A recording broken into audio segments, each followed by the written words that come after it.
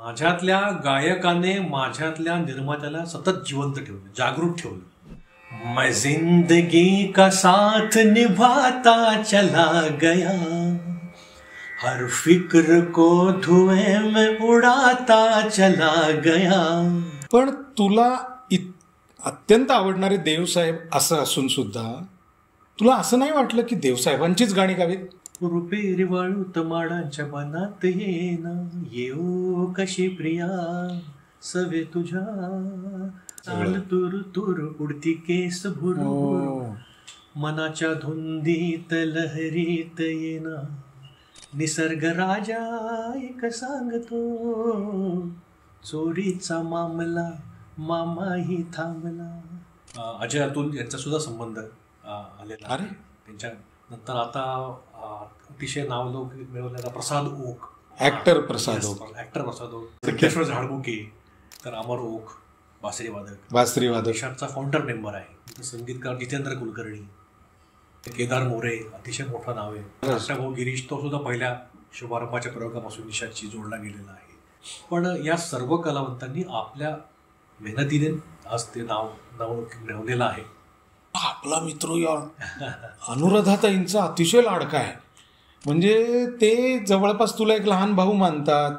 राम जन्मला ग सखी, राम जन्मला, राम जन्मला ग सखी, राम जन्मला, श्रीराम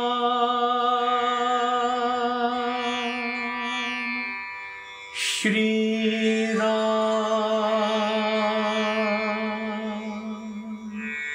श्रीराम.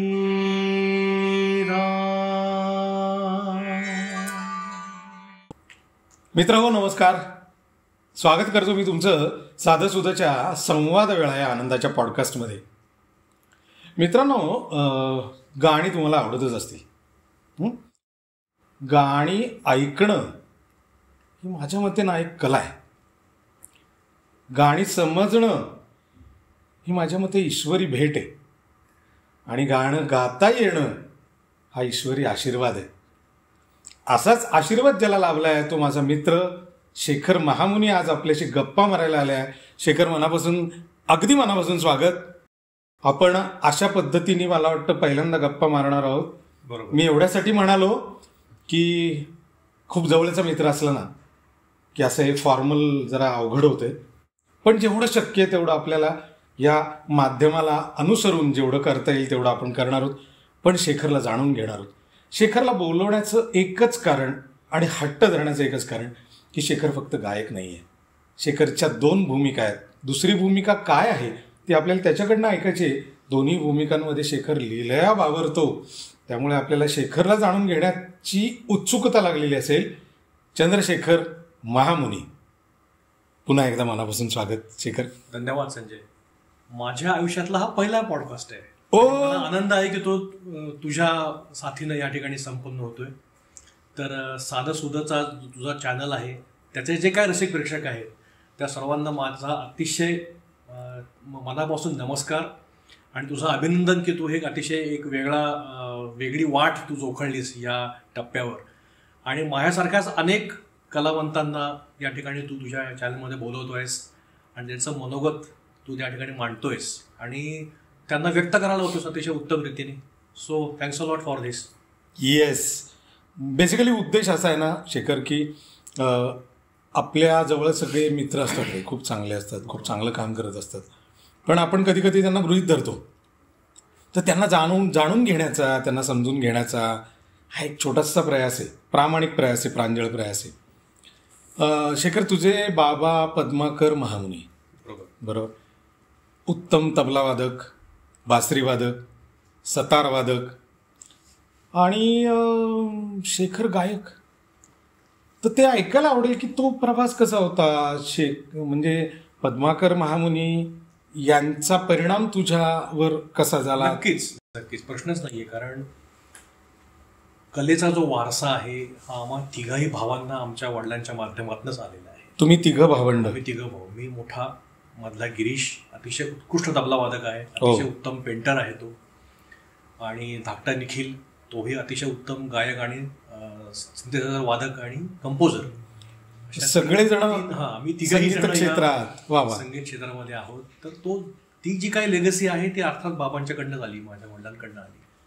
जसं तू मागाशी म्हणालास की ते अतिशय उत्तम सतार वादक पहिले, त्याला तबलाही अतिशय उत्तम येत होता, बासरी पण ते वाजवायचे.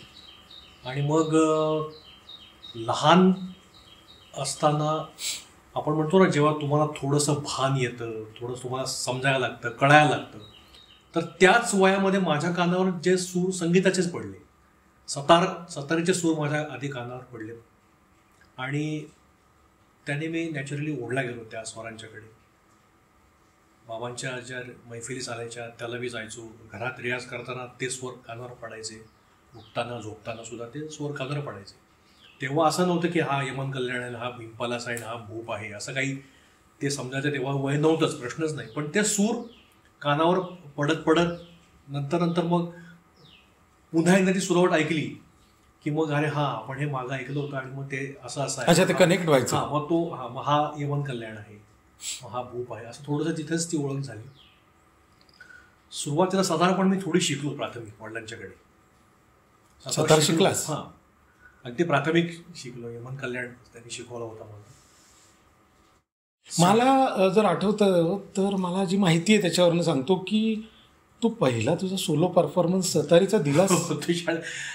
मी समर्थ विद्या मंदिर अहमदनगरचा विद्यार्थी. अच्छा. तर शाळेच्या गॅदरिंगमध्ये साधारण 5वी 4थीत असताना सतारीचं एक छोटंसं 10-15 मिनिटाचं वादन मी त्यावेळेस केलेलं गॅदरिंग सहकार सभागृहात अहमदनगरमध्ये, आताचं अहिल्यानगर. आणि त्याला साथ करायला बाबा होते तबल्यावर. वा. तर हे सगळं चालू होतं. तर त्यानंतर मी तबला सुद्धा शिकलो प्राथमिक बाबांच्याकडेच. बर.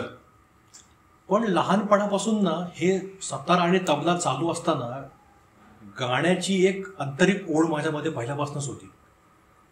तर शाळेमध्ये सुद्धा सर मला ऑफ तासाला गाणं म्हणायला लावायचे. गाण्याची आवड, त्याची ओढ मला पहिल्यापासून होती, लहानपणापासूनच. मला अजूनही छान आठवतंय की त्यावेळेस 1979 साली अष्टविनायक सिनेमा रिलीज झाला होता, सचिनजींचा. येस. तर त्याच्यातलं अष्टविनायका तुझा महिमा कसा, हे जे 8 गणपतीचं गाणं आहे हे तेव्हा मला पाठ होतं. अच्छा. ते पूर्ण तेव्हा मी गायचो. मोठं गाणं आहे इतकं, म्हणजे तो एक गाण्याची जी ओढ होती आणि ती हळूहळू ती डेव्हलप होत गेली. 9वी-10वी मध्ये त्याने अजून एक तीव्र रूप धारण केलं. आणि 10वीच्या सुट्टीनंतर, आता हे साधारण आपल्या नातेवाईकामध्ये समजतच नाही की आता हा गातो बाबा, याला गाणी गायला आवडतं वगैरे. तर 10वीची परीक्षा झाली. मीनवाईल मी पुण्यामध्ये आलो. अच्छा. मग तू आधी हे सगळं पुण्यात नसतानाच? हे अहमदनगर म्हणजे अहिल्यानगरमध्ये असतानाच हे सगळं 5वी-6वीचा प्रवास. पण 6वीची फर्स्ट युनिट टेस्ट दिली होती मी नगरमध्ये. आणि माझ्या बाबांची बदली झाली. माझे बाबा MSCB मध्ये सर्व्हिसला होते. तर त्यांचं संपूर्ण ऑफिस शिफ्ट झालं पुण्याला. तर त्यामुळे 81 मध्ये साधारण जुलैमध्ये मी पुण्याला आलो. तर 10वीची सुट्टी लागली, पेपर सगळे दिले होते. आणि माझा जो मामा आहे यशवंत वेद पाठक, त्याचं नाव, GD अभिनव मध्ये झाला होता पुण्यातच. अच्छा. तर त्याने त्रिमिती कलामंच नावाचं एक जी संस्था होती, त्या संस्थेमध्ये त्याने मला नेलं. बर. आता त्रिमिती कलामंच म्हणजे जे सबनीस मंडळी आहेत, मोहन सबनीस, सोहन सबनीस, मिलिंद सबनीस, तर महाराष्ट्राची लोकधारा हा शाहीर साबळ्यांचा अतिशय बरोबर नुकताच त्यावेळेस दूरदर्शनवर त्याचे एपिसोड झालेले होते त्यावेळेस. तर त्यामुळे ते अतिशय लोकप्रिय होतं. आणि त्याच्यानंतर मग त्याच्यावरनं प्रेरित होऊन अनेक संस्थांनी तो कार्यक्रम सुरू केला होता आपापल्या पद्धतीने. तर हा सुद्धा त्रिमिती कलामंचाने कार्यक्रम सुरू केला होता, महाराष्ट्राची लोकधारा. तर त्या संस्थेमध्ये कोरस गाण्यासाठी म्हणून माझ्या मामाने मला नेलं. अच्छा. तो तुझा पहिला प्रवेश तिथे तो एक आवड होती म्हणून तो म्हणला चल तुला आवडतं ना गायला, तर मग इथे असा ग्रुप आहे, तर इथं हे लोकसंगीताची गाणी आहेत, तर त्याकडे कोरस गायला सुरुवात कर. तिथं तो माझा ऑथेंटिक प्रवेश झाला. आणि त्याआधी मग शाळेच्या कधी कधी ऑफ तासांना मी गात होतोच. आणि मग त्याप्रमाणे त्याचं गाणं माझं सुरू झालं होतं, अर्थात चित्रपट संगीत. पण इथे जी नाळ माझी जी जोडली गेली ती लोकसंगीताशी जोडली गेली. अच्छा, म्हणजे सुरुवात तुझी लोकसंगीत झाली. बर. मग गड, गवळण, ओवी, भोपाळी, वासुदेव, धनगरगीत, शेतकरगीत, ठाकरगीत, जागरण, गोंधळ, कोळेगीत, हे जे सगळे लोकसंगीताचे प्रकार आहेत हे सगळे मला कोरसच्या माध्यमातून ते मला शिकायला मिळाले. मस्त. त्याचा दुसरा फायदा असा झाला की रंगमंचावरचा जो वावर म्हणतो आपण, एक स्टेज फिअर असतं, तर ते कोरसमध्ये असल्यामुळे प्रेशर नसतं ना काही कोरसच्या गायकांना. बरोबर बरोबर. मुख्य गायक गायचं असतं आणि आपल्याला कोरसमध्ये गायचं असतं. त्यामुळे मग ते त्या कालखंडाचा मला इतका फायदा झाला की स्टेजवर कसं वावरायचं, स्टेजची भीड चेपली गेली. कोरसमध्ये असल्यामुळे सगळ्या प्रकारची गाणी ही माझी सरावाने माझी बसली, सेट झाली सगळी.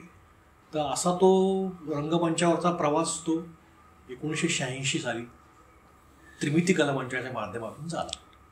पण तुझं बाय दॅट टाइम शिक्षण पण सुरू? 10वी झालंच होतं, सुट्टीमधला हा सगळा प्रकार.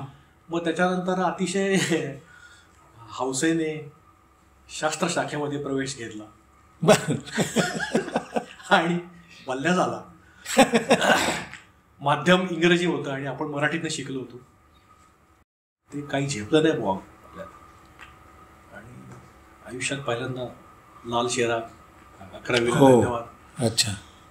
पण मग तेव्हा विचार केला की आपल्याला हे झेपणार आहे का, पुढे नाही झेपणार आहे असं समजलं. आणि मग रिव्हर्स गेअर टाकला आणि शास्त्र शाखेमधनं वाणिज्य शाखेमध्ये आलो, कॉमर्सकडे. बर. पण हे सगळंच असताना गाण्याची ओढ माझी जबरदस्त झालेली होती. आणि मग वेगवेगळ्या संस्थांमध्ये मी त्यावेळेस गात होतो. मी त्रिमिती नंतर मग शाहीर पुणे नावाचा एक ग्रुप निर्माण झाला त्रिमितीच्या माध्यमातून. शाहीर पुणे. हा. तर त्याच्यामध्ये मग मला मुख्य गायकाची संधी मिळाली त्या संस्थेमध्ये, कारण हा तो ग्रुप तुबंगलेला होता. मुख्य गायक जे त्यांनी तुला बघितलेलं होतं, ते त्रिमितीमध्ये राहिले आणि मग इकडे इतर कलावंत झाले. मग तिथे मला ती जागा मुख्य गायकाची मिळाली. मग ती मिळाल्यानंतर मला अजूनच मी थोडा बूस्ट झालो, अजूनच भीड चेपली. आणि मुख्य गायक म्हणून एक माईकचा जो असतो तो एक मला अनुभव मिळाला. वा वा. मग त्याच वेळेस मग इतर 2 संस्थांमध्ये सुद्धा मी गात होतो. हा सगळा जो मी सांगतोय तुला कालखंड, हा 1986 ते 1990 हा जो 4 वर्षाचा जो पिरियड आहे, त्यामध्ये सुहास सोनवणे, राजेंद्र सोनवणे, विजय सोनवणे यांची एक संस्था होती, त्याचं नाव होतं ज्ञानज्योत. बरं. तर त्या संस्थेवर सुद्धा मी गायक म्हणून मराठी हिंदी गाणी. आणि संजय गायकवाड यांचा एक ऑर्केस्ट्रा होता द टेम्पेस्ट नावाचा. तर संजयने टेम्पेस्टमध्ये मला हिंदी गाणी गाण्यासाठी म्हणून त्या ठिकाणी मला बोलवलं. अच्छा, त्या टेम्पेस्टमध्ये हिंदी गाण्याची सुरुवात तुझी हिंदीची तिथनं झाली? हा, तो माझा पहिला हिंदी गाण्याचा कार्यक्रम त्या याच्यामध्ये केला. तर ही 4 वर्ष या 3 संस्थांमध्ये माझं गायक म्हणून माझं डेव्हलपमेंट म्हणून आपण जडणघडण, म्हणजे मराठी गाणी असतील, लोकसंगीताचा बाज तो तिथंच पक्का झाला माझ्या 2 संस्थांमध्ये. आणि हिंदीची जी संधी होती ती मला टेम्पेस्टमुळे मिळाली. तर हे 4 वर्ष या संस्थांमध्ये काम करताना नॅचरली मला याची एक उर्मी माझ्या. कोणतं गाणं गायलं होतं रे शेखर? टेम्पेस्टमध्ये. टेम्पेस्ट मधलं पहिलं गाणं हिंदी मी सांगतो, म्हणजे ज्यांना मी आदर्श मानतो ते माझे देवसाहेब. तर त्या देवसाहेबांचं जे गाणं होतं. मित्र हो, थोडंसं इंटरप्ट करतो. देवसाहेब म्हणजे कोण? याला बघितलं तुम्ही आता? हां, कशाची आठवण होते, कोणाची आठवण होते? तेच बरोबर, देवानंद. सगळं हां परत आल्यावर काय वाटतं की नाही? हां. तर त्यावेळेस जॉनी मेरा नाम मधलं पल भर के लिए कोई हमें प्यार कर ले, नफरत करने वालों के सीने में प्यार भर दूं, छोड़ दो अचल जमाना क्या कहेगा. जरा गुणगुणा की काहीतरी. हां, म्हणजे पहिलं गाणं तरी गुणगुणावं. देवसाहेबांची जी अनेक गाणी आहेत ना खरं तर, पण त्याच्यातलं माझं आवडतं गाणं, माझं जीवन गाणं देवसाहेबांचं, हे हम दोन मधलं आहे. मैं जिंदगी का साथ निभाता चला गया. आयुष्यभर आत्तापर्यंत त्याच्या आयुष्यामध्ये मी हे गाणं सर्वार्थाने मी मनापासून फॉलो करायचा प्रयत्न केलेला. अरे म्हणजे मग आता कळलं की आपलं जुळतंय का जास्त, कारण हे अत्यंत लाडकं गाणं आहे माझं. That goes very parallel to life. त्यातले तीनही जे अंतरे आहेत साहेबांनी लिहिली ते तुम्ही कसं जगायला पाहिजे हेच तुम्हाला शिकवलं. मी माझ्या परीने आयुष्यभर आतापर्यंत त्या तिन्ही अंतरांना फॉलो मी केलेलं आहे. वा वा वा वा. मग ते एक झलक एक असं म्हणतोस. हां, म्हणजे मला खूप आनंद होईल कारण ते माझं खूप लाडकं गाणं आहे. बर. मैं जिंदगी का साथ निभाता चला गया, हर फिक्र को धुएं में उड़ाता चला गया, हर फिक्र को धुएं में उड़ा, बर्बादियों का सोग मनाना फजूल था, बर्बादियों का सोग मनाना फजूल था, मनाना फजूल था, मनाना फजूल था, बर्बादियों का जश्न मनाता चला गया, बर्बादियों का जश्न मनाता चला गया, हर फिक्र को धुएं में उड़ा. क्या बात आहे, क्या बात आहे. थँक्यू. हिंदी मी टेम्पेस्ट कडनं सुरू केलं, त्याच्या आधी तुझं मराठीचं होतं. पण तुला अत्यंत आवडणारे देवसाहेब असं असून सुद्धा तुला असं नाही वाटलं की देवसाहेबांचीच गाणी गावीत? वाटत होतं ना, नक्कीच. पण ज्या काळी मी या क्षेत्रामध्ये आलो त्यावेळेस सुगम संगीताचा बोलबाला हा खूप होता आणि त्याचे कार्यक्रम हे अतिशय उत्तम चालू होते. आणि मराठी लोकसंगीताच्या कार्यक्रमामध्ये आल्यामुळे माझी नाळ त्याच्याशी जास्त जोडली गेली. ही आवड होती हिंदीची, पण जास्त मी ओढला गेलो मराठीकडे त्यावेळेस. आणि मग मराठी गाणीच जास्त प्रॉमिनंटली मी त्यावेळेस गात होतो. आणि त्यामुळे या मधल्या 4 वर्षाच्या कालखंडामध्ये जेव्हा मी या संस्थांमध्ये गायलो तर त्यावेळेस स्वतःचं काहीतरी करायची एक उर्मी मला सतत खुणावत होती. Coming to that. येस, स्वतःचं काहीतरी पाहिजे. मग स्वतःचं काय पाहिजे? स्वतःचं वाद्यवृंद पाहिजे. मोठा विचार आहे पण हा. कारण तुला एक सांगतो, पारंपरिक जी मंडळी गाणारी आहेत, आता आपण गेल्या अनेक वर्ष संगीत क्षेत्रात आहोत. खरंय. हा विचार भल्या भल्यांना अजूनपर्यंत आलेला नाहीये. अगदी मोजके आणि तुरळक लोक आहेत. 1990ला मग मी ह्या विचाराने प्रेरित होऊन स्वतःचा वाद्यवृंदच आपण काढूयात. 1990ला तू वाद्यवृंद काढलायस? येस. त्या काळात काही होते का रे असे प्रचलित वाद्यवृंद? माझ्या त्या काळामध्ये प्रचलित वाद्यवृंद म्हणजे स्वरानंद संस्था. हो, भोंडेंची. प्रकाश भोंडे आणि सुधीर मोघे आणि अरुण नुलकर, ती मोठी मोठी सगळी मंडळी नावं. तर त्यांची स्वरानंद संस्था होती. आणि नंतर रसिका तुझ्यासाठी अविनाश वैजापूरकर. वा. ह्या 2 संस्था मराठी कार्यक्रमांच्या त्या वेळेस अतिशय मस्त फॉर्ममध्ये होत्या. त्यांचे विविध कॉन्सर्ट्सचे शो चालू असायचे. मुकुंद फणसळकर, त्यागराज खाडीलकर, किशोर कुलकर्णी, दयानंद घोटकर ही सर्व मंडळी त्यांच्या याने अतिशय उत्तमरित्या काम करत होती. तर त्याचा एक प्रभाव नक्कीच होता. पण हे सगळं पाहत असताना आपलं काहीतरी वेगळं पाहिजे. पण हा विचार का आला रे? काही खटकलं का? नाही, खटकायचा विषय किंवा काही कमी पडत होतं असं वाटत होतं? त्यावेळेस चे जे कार्यक्रम हे ह्या पद्धतीने चालायचे म्हणजे मराठी भावगीतांचे, साधारण सुगम संगीताचे, त्यामध्ये एक विशिष्ट वाद्यवृंदच वापरत होता. म्हणजे हार्मोनियम असेल, व्हायोलिन्स असतील, बासरी, मेंडोलिन, तबला, मर्यादित. आणि मग अर्थात त्या पद्धतीचं गाण्यांचं सिलेक्शनही तसंच व्हायचं.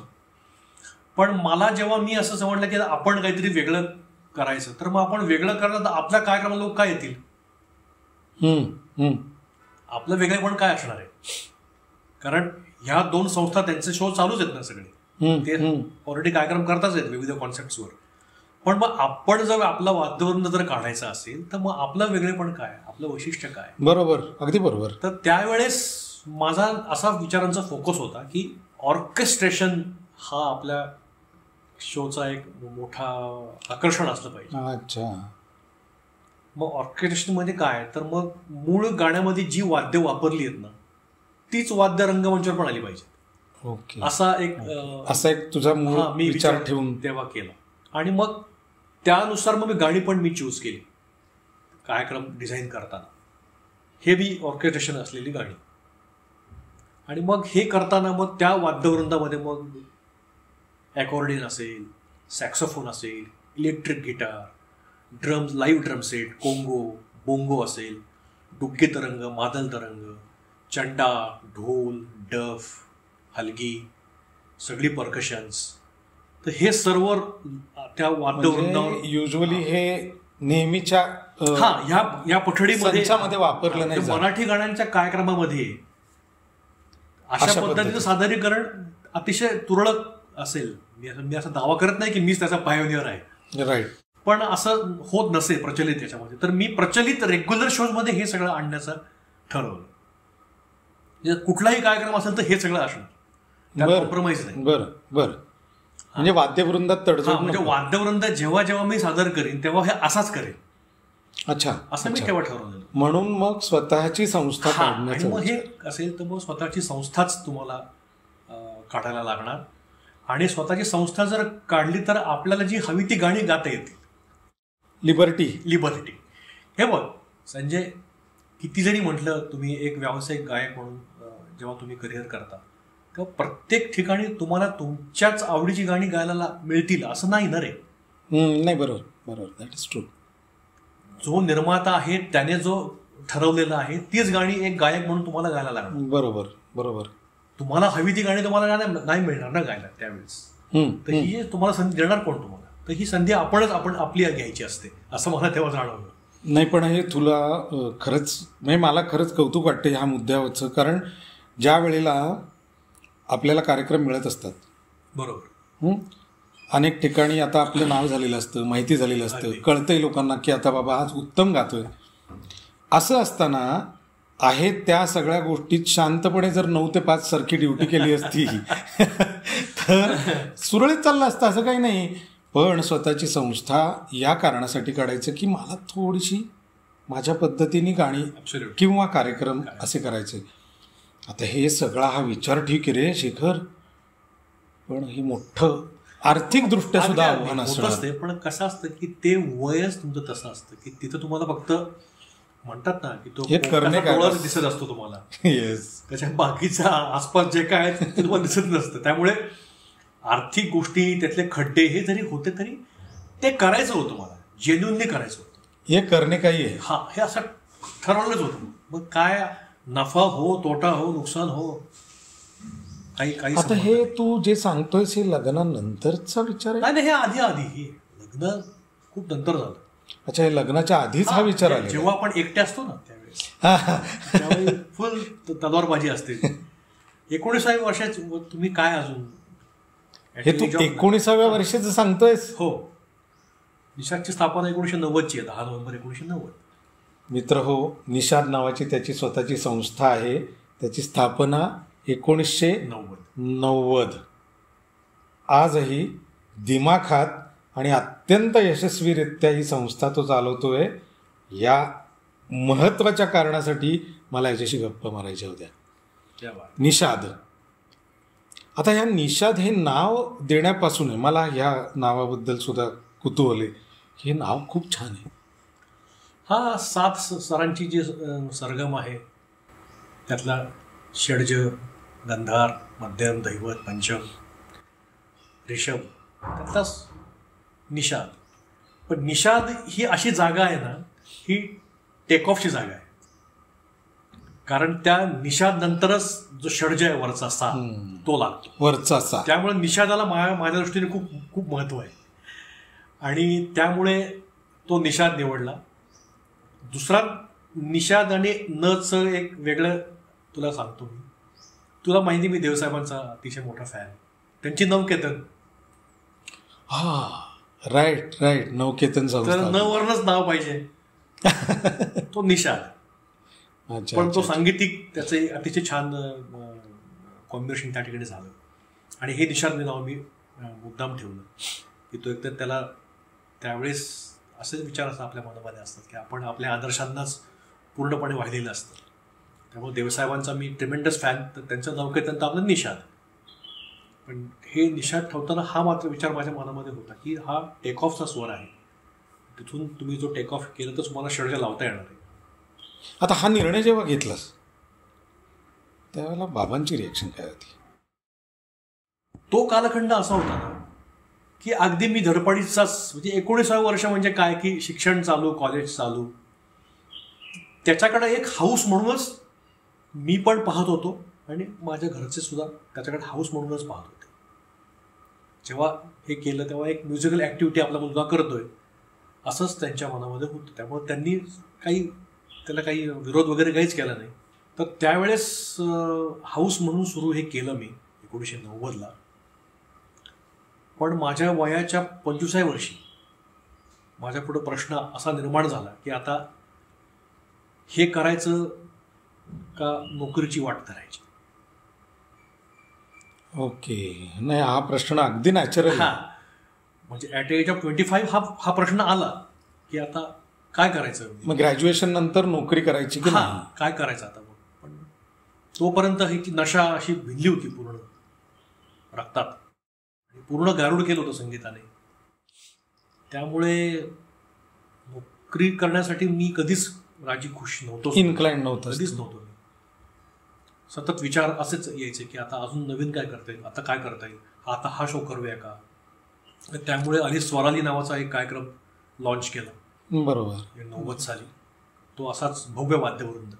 आणि ते निषाद नाव दिल्यानंतर निषादचा पहिला कार्यक्रम स्वराली, लोकप्रिय मराठी गाण्यांचा कार्यक्रम स्वराली. आणि मग लोकप्रिय मराठी गाणी त्याच्यामध्ये घेताना मग हेवी ऑर्केस्ट्रा, वेस्टर्नाइज्ड सगळी गाणी. मग अशी गाणी मी मुद्दाम निवडली की जी कधीही इतर शोमध्ये सादर होत नव्हती.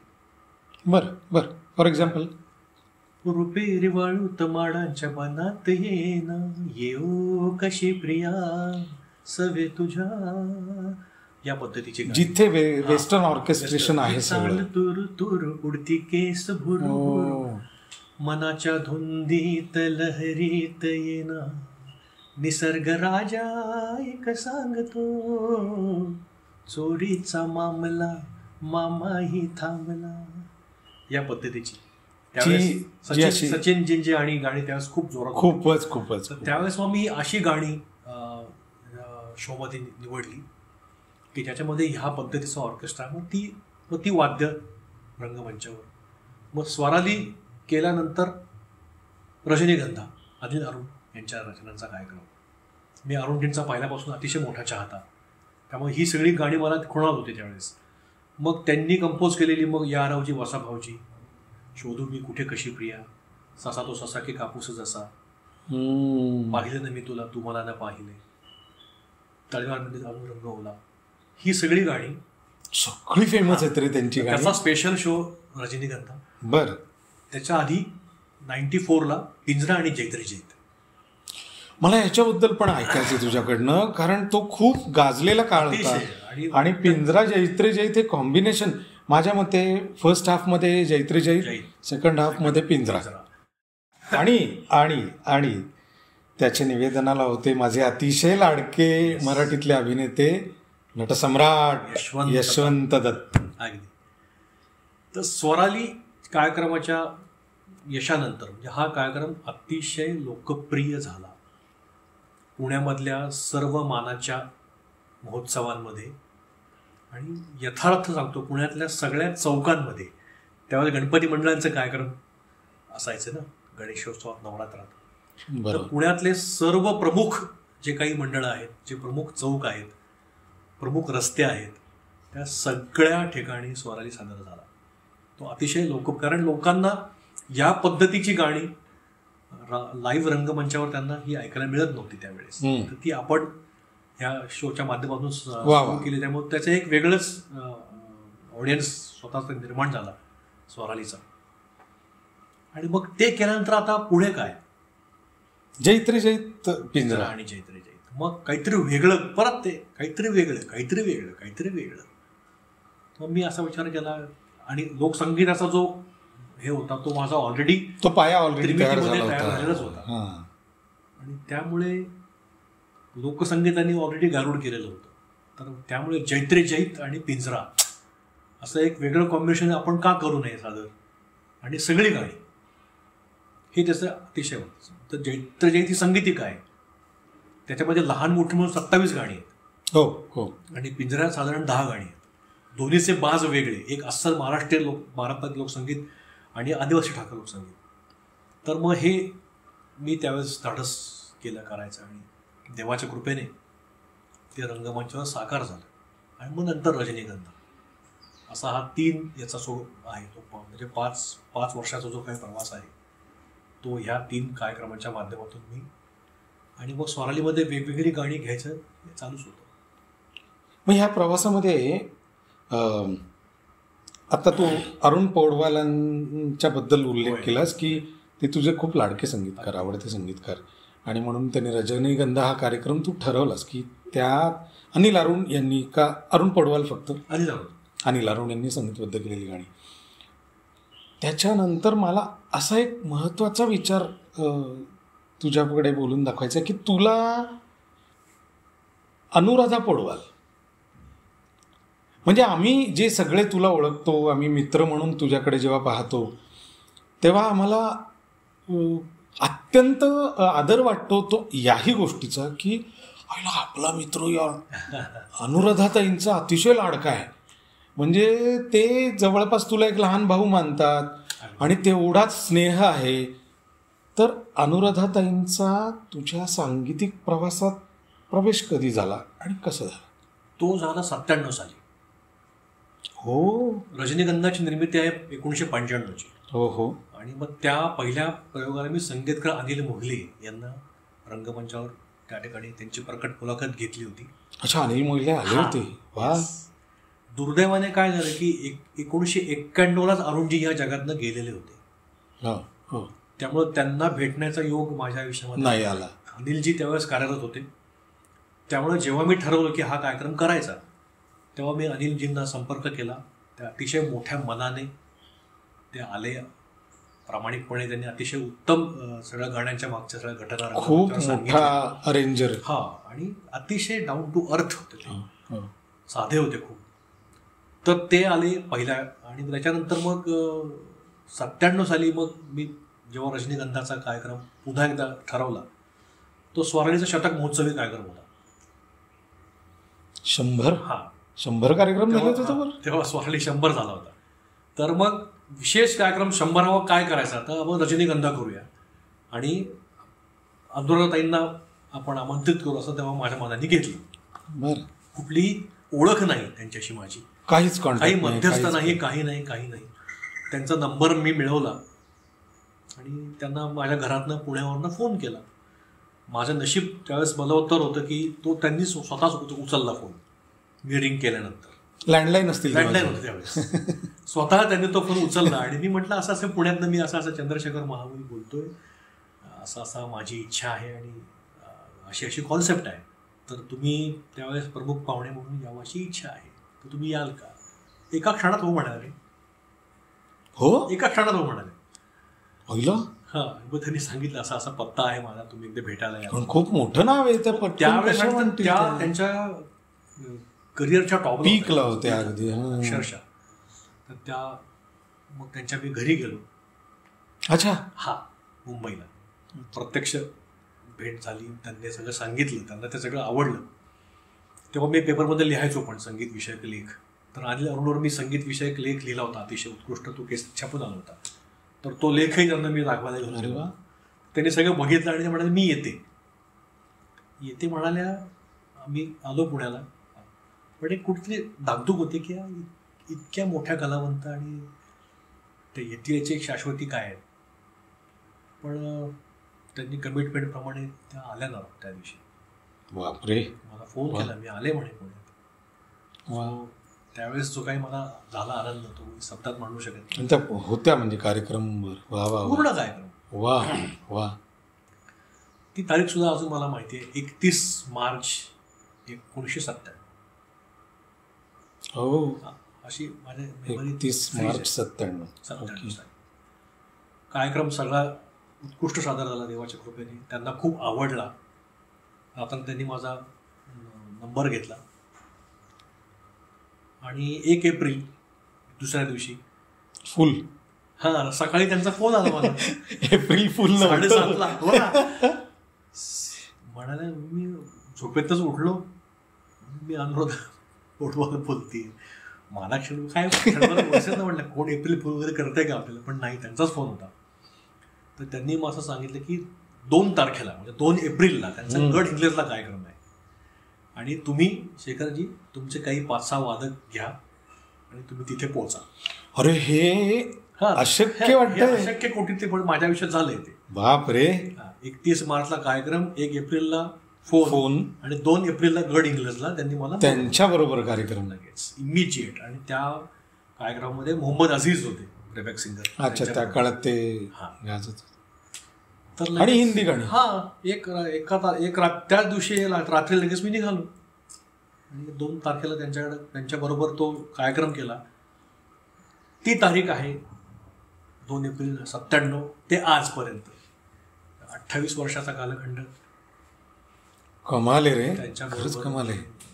पण त्यांनी इतक्या काय म्हणता येईल खंबीरपणे हे सगळं नेटानं बघितलं. आजपर्यंतचा इतका स्नेह, म्हणजे आम्ही सगळे मित्र तुला जवळनं बघतोय आणि अनुराधाताईंना पण बघितलं की त्यांचा किती तुझ्यावर विश्वास आहे, जीव आहे. आणि इतकी जेन्युइन व्यक्ती आहे ती, इतकी जेन्युइन व्यक्ती आहे. वा. मग त्याच्यानंतर त्यांचा प्रवास, तुझा प्रवास त्यांच्याबरोबरचा पॅरलल चालूच होतो. तर 28 वर्षामध्ये त्यांच्याबरोबर मी अनेक ठिकाणी भारतभर आणि महाराष्ट्रातल्या सगळ्या ठिकाणी त्यांच्याबरोबर मी कार्यक्रम सादर केले, सहगायक म्हणून. आणि निषादचा वाद्यवृंद साथीला. तू मला एक सांगा, पण सगळे आता आपण समवयस्क असल्यामुळे आपल्या शाळा कॉलेजेसमध्ये ह्यांचा आवाज ऐकायचो. आशिकीमधली गाणी, अजरामर केलेली गाणी ह्या बाईंनी, आणि एक स्वतंत्र आवाज. आणि लता आशा ह्यांच्या तुल्यबळ असताना एक स्वतंत्र अस्तित्व दाखवणारी गायिका. मोठं काम आहे. तर अशा व्यक्तीबरोबर गायला तो काय फील होता? मला त्यावेळेस म्हणजे दडपण आलं. अतिशय थरारक अनुभव असायचा की ज्यांनी नजर के सामने गायले त्यांच्याबरोबर मी नजर के सामने गातोय. अरे खरंच म्हणतोय मी. त्यांनी अश्विनी येणं गायलं त्यांच्याबरोबर मी अश्विनी येणं गातोय, शुक्रतारा गातोय, संधिकाली अशा त्यांच्याबरोबर गातोय, चोरीचा मामला, काळ्या दरकारी अशी घे, काळ्या मातीत टिफन चालते, ही सगळी गाणी त्यांच्याबरोबर मी गायलोय. तर त्यांच्याबरोबर गाताना एक अतिशय आगळं समाधान मला मिळालं. ॲज अ आर्टिस्ट तुला सांगतो की ती कलावंताला मिळणारं जे समाधान असतं ना, ते शब्दातीत असतं. हो रे, हो रे. की पण त्या व्यक्तीचं सुद्धा मोठेपण आहे रे. प्रश्नच नाही. त्यांचं तर आहेच. त्यांचा अतिशय मोठा पाठिंबा, प्रोत्साहन, आधार असं त्यांनी मला राहिलेलं आहे. की कसं असतं, एक कलावंत म्हणून तुमचं मॉरल बूस्टिंग प्रचंड प्रमाणामध्ये होतं की अरे अनुराधा पौडवाल सारख्या एक अतिशय उच्च कोटीच्या कलाकार जर त्यांच्याबरोबर तुला आज गायला घेत आहेत तर तुझ्यात काहीतरी आहे. आणि हा जो धीर, त्यांनी आत्मविश्वास, तो आत्मविश्वास मला खूप मोठं बळ देऊन माझ्या अख्ख्या कारकिर्दीमध्ये. हो रे. कारण मला कोणी असं स्टेज असं नाही दिलेलं केक वॉक की हे घे तू गा. मी माझी जी काही थोडीफार जी काय आहे ती मी मिळवलेली संघर्ष करून, धडपड करून ते मी मिळवलेली जागा आहे. बरोबर. कारण गॉडफादर नाही, प्रवाहाच्या विरुद्ध पोहण्यासारखंच होतं ते. हो. त्यावेळेस पुण्यासारख्या शहरामध्ये येऊन इथे प्रस्थापित जी काही व्यवस्था आहे त्या व्यवस्थेला छेद देऊन तुम्हाला स्वतःची जागा एक निर्माण करायची आहे. आणि अशा वेळेस तुम्ही काय करता की तुम्ही दोर कापले असतात तुमचे मागचे, की तुम्हाला जर गायचंय ना तर तुम्हाला तुमच्याच शो मध्ये परत गायचंय, हे लक्षात घे. बरोबर. म्हणजे मला पुढचा जो कार्यक्रम आहे तो मला माझाच मिळणार आहे, मला दुसऱ्याकडनं कुठनं मिळणार नाहीये. बरोबर आहे ना. ऍज अ गायक तुम्ही कसं असतं, तुम्ही जेव्हा गायक निर्माता होता ना तेव्हा इतरांच्या दृष्टीने तुम्ही त्यांच्या प्रतिस्पर्धी राहता नॅचरली. निर्माता तुम्ही जेव्हा होता त्यावेळेस, मग निर्माता असणाऱ्या गायकाला खूप कमी वेळा गायला बोलवलं जातं इतर संस्थांमध्ये. बरोबर, अगदी बरोबर, अगदी बरोबर. मी अनुभवतोय ते. मी ते आयुष्यावर मी हेच फेस केलं. सो माझी जी पुढची अपॉर्च्युनिटी आहे गाण्याची, ती माझ्याच कार्यक्रमात मला मिळणार आहे. म्हणजे संधी जेव्हा आपल्याला मिळत नाही किंवा संधीची आपल्याला वाट बघायची नसते, तेव्हा संधी निर्माण करायची असते. आणि त्याचाच पडत मग पुढे ते तुम्हाला कंटिन्यू करायला लागते. आणि मग ह्या याच्यातनं तुम्ही स्वतःला मग एक एक तुमचे टप्पे तुम्ही एक्सप्लोर करत जाता, वेगवेगळ्या गोष्टी करत जाता. सो माझ्यापुढं काय व्हायचं होतं की आता मला समजा काही गायचंय, तर मला माझ्याच शो मध्ये संधी निर्माण करून मला गायचंय परत. म्हणजे एखादं एक्सपेरिमेंट करण्यासाठी मला दुसरं कोणी स्टेज देणार नाहीये. ही अतिशय मोठी गोष्ट. You have created your own stage, right.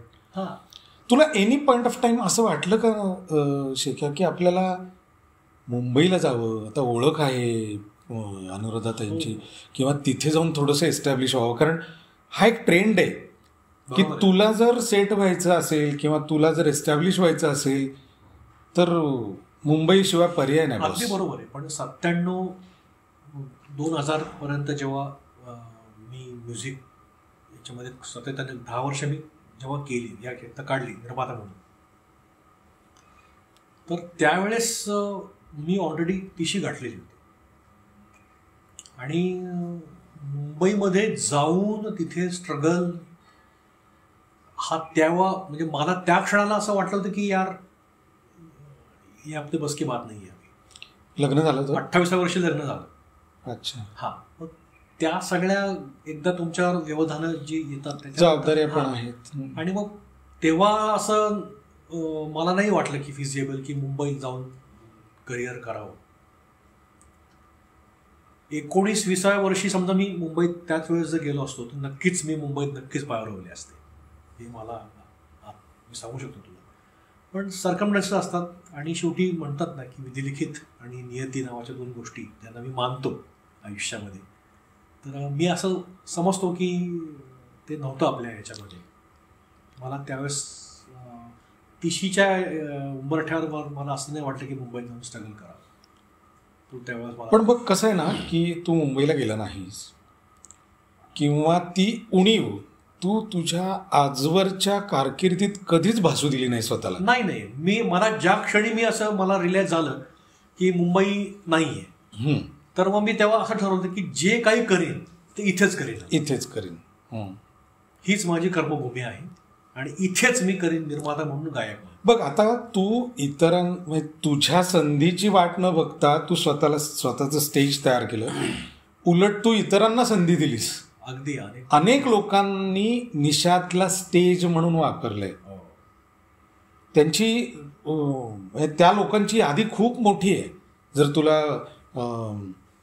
योग्य वाटलं तर तू ती सांग सुद्धा. कारण मंडळी, मी मुद्दाम एवढ्यासाठी सांगतो की ही संस्था, निषादची संस्था, हा अहिल्यानगरमधनं आलेली एक व्यक्ती स्वतःची संस्था पुण्यामध्ये येऊन काढते, संधीची वाट न बघता इतरांना संधी उपलब्ध करून देते.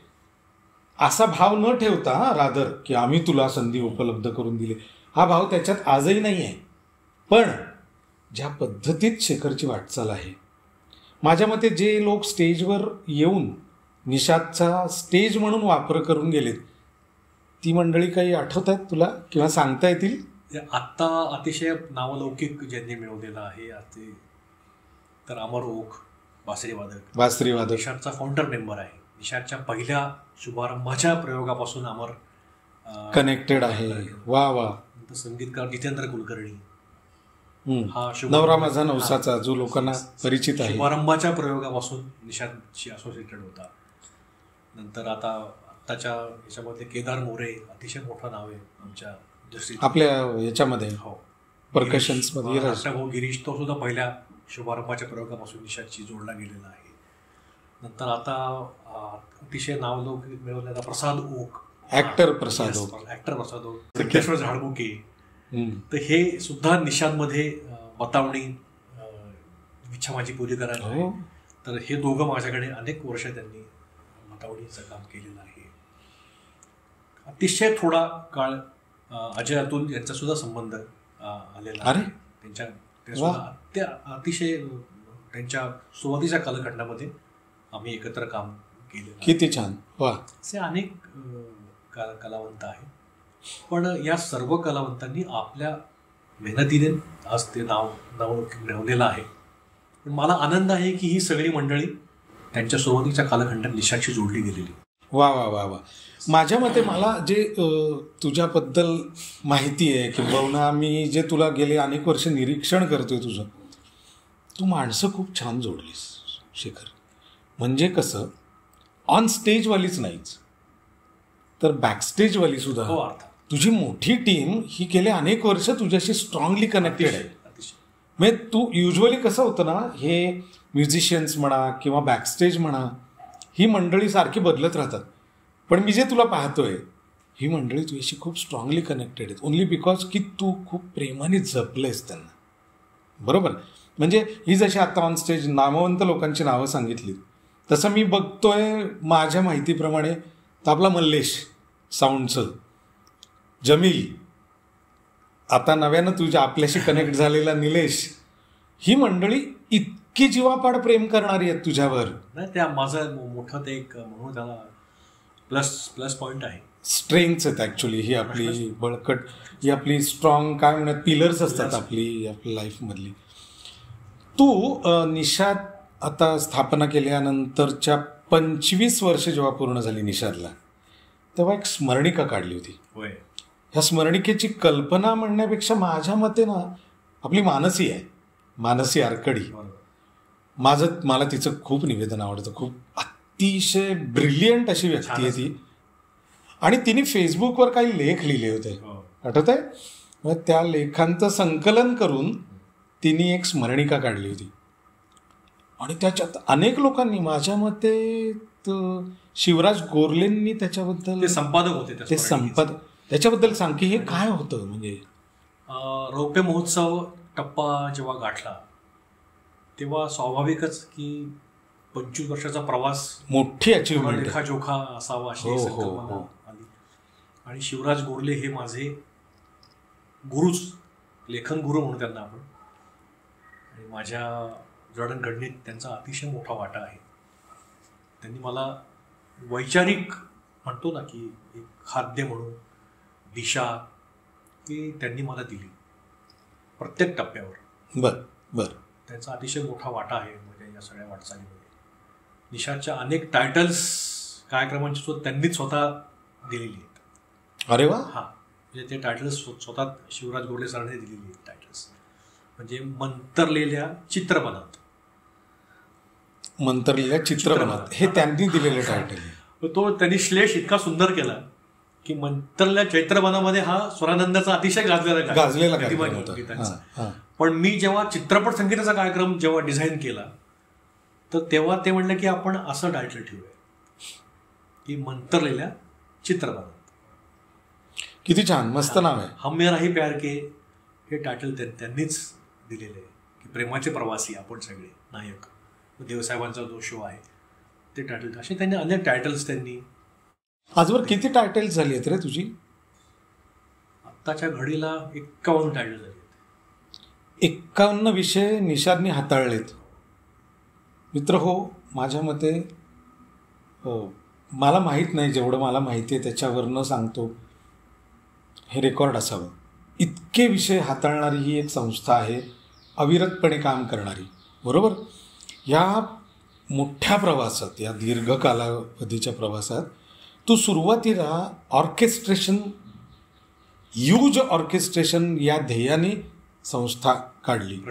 खूप वर्ष तू लाईव्ह म्युझिशियन्स बरोबर काम केलं. 22 वर्ष मी हे सगळं सांभाळलं. 22 वर्ष तू लाईव्ह म्युझिशियन्स सोबत काम केलंस. मग नंतर तुला ट्रॅकवर यावं किंवा ट्रॅकवर कार्यक्रम करावेत हे कशासाठी? म्हणजे काही अडचणी आल्या, त्याचा काही विचार आला? सोपं कारण आहे की आर्थिक व्यस्तता, आर्थिक गोष्टींचं व्यस्त प्रमाण हे त्याचं अतिशय मोठं पहिलं ढोबळ कारण आहे. एकेकाळी वाद्यवृंद विश्व आणि त्याच्या कार्यक्रमांना रसिक प्रेक्षक तिकीट खरेदी करून अतिशय उत्तम रिस्पॉन्स देत होते.